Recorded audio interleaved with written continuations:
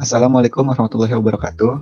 Perkenalkan, nama saya Adi Sakarno Wijaya, mahasiswa farmasi Universitas Pansila dengan NPM 2019-210219, perwakilan dari kelompok 8 analisis makanan kelas B. Di sini, saya akan mempresentasikan hasil diskusi kami dengan materi tentang bahan tambahan pangan dengan dosen pengampu Dr. Apoteker Pri Sarmianto, Master of Science, dan Apoteker Diana Serlahwati, Magister Science.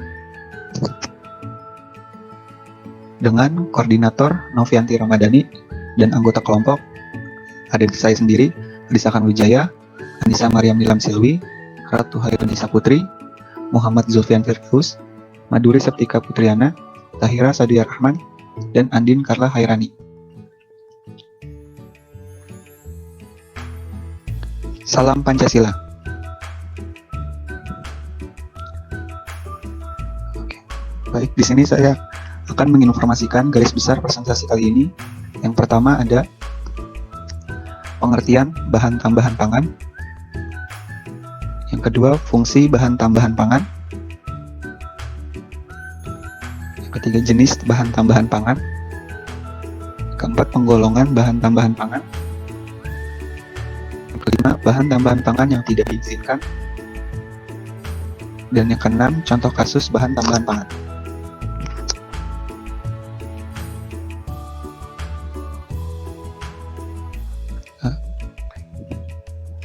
Pengertian bahan tambahan pangan atau BTP menurut Widya Ningsih dan Murtini tahun 2006, yaitu bahan yang ditambahkan dengan sengaja ke dalam makanan dalam jumlah kecil dengan tujuan untuk memperbaiki penampakan, cita rasa, tekstur, dan memperpanjang daya simpan. Selain itu, juga dapat meningkatkan nilai gizi seperti protein, mineral, dan vitamin. Pengertian bahan tambahan pangan menurut Permenkes RI nomor 33 tahun 2012, yaitu bahan tambahan pangan yang selanjutnya disingkat BTP adalah bahan yang ditambahkan ke dalam pangan untuk mempengaruhi sifat atau bentuk pangan.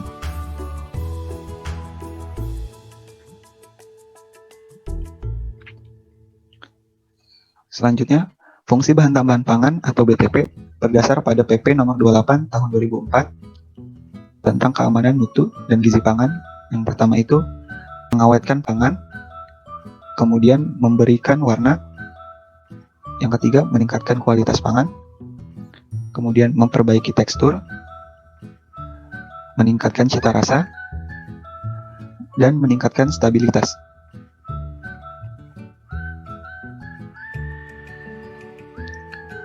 Jenis bahan tambahan pangan atau BTP dibedakan menjadi 3, yaitu 1.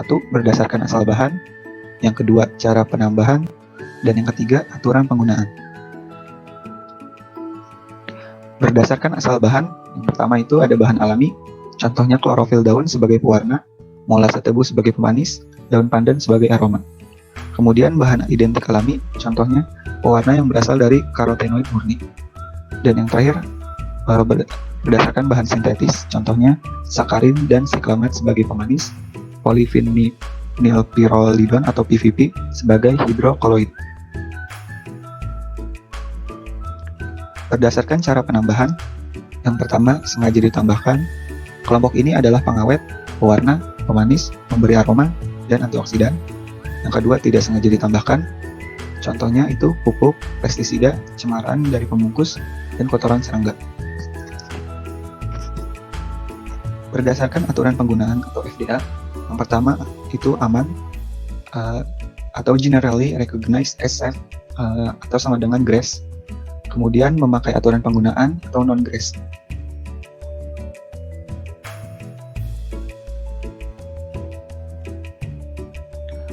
Penggolongan BTP itu dibagi menjadi 2. Yang pertama berdasarkan Permenkes nomor 722 tahun 1988 terdapat 13 macam. Kemudian Permenkes nomor 33 tahun 2012 terdapat 27 macam.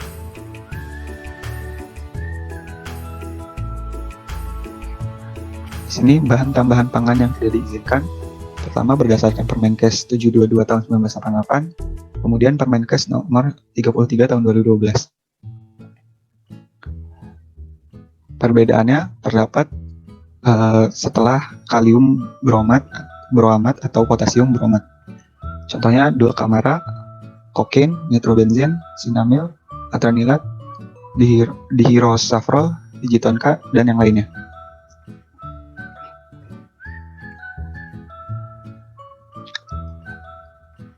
Pada kasus yang kami ambil tentang bahan tambahan pangan, yaitu tentang bagaimana angkat sebagai alternatif bahan tambahan pangan terhadap karakteristik sosis daging ayam yang pada umumnya mempertahankan warna sosis dengan menggunakan nitrit atau nitrat. Namun, penggunaan senyawa nitrit atau nitrat terdapat adanya ambang batas dan standar toleransi yang disarankan.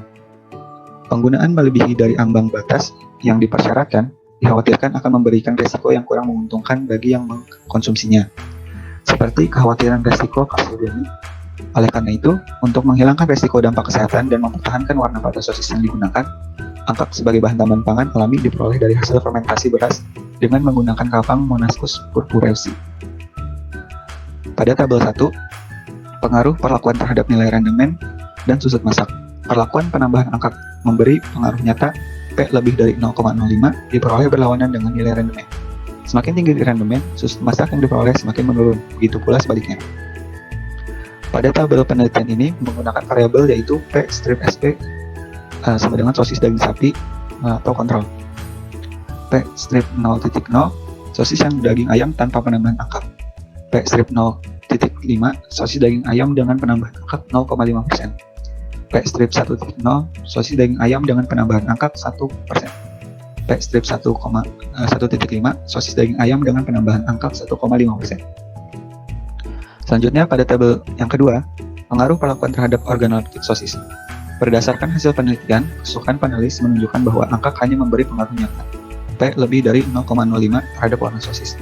Hasil ini semakin menguatkan bahwa angka dapat digunakan sebagai pewarna alami pada produk sosis dan produk pangan lainnya.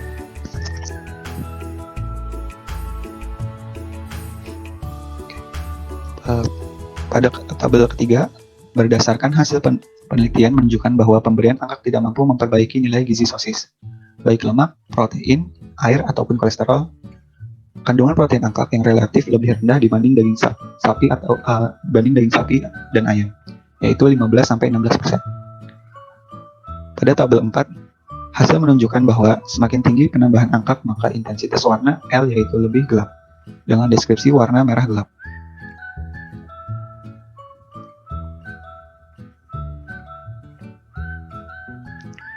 Dalam membuat tugas ini, kami merujuk pada 7 daftar pustaka yang kami peroleh.